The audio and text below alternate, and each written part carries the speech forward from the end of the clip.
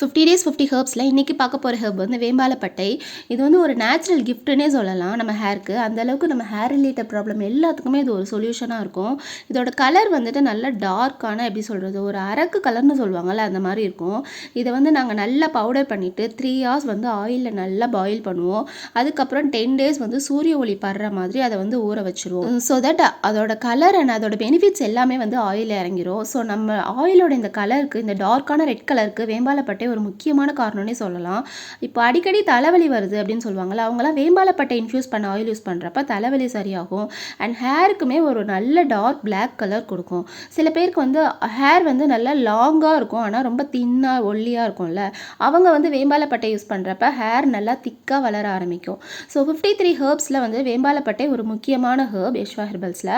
So oil தேவைப்படுறவங்க இந்த நம்பருக்கு ஜஸ்ட் ஒரு மெசேஜ் இல்லைன்னா கால் பண்ணி உங்கள் ஆர்டர் ப்ளேஸ் பண்ணிக்கோங்க. அவ்வளோதான். Bye by.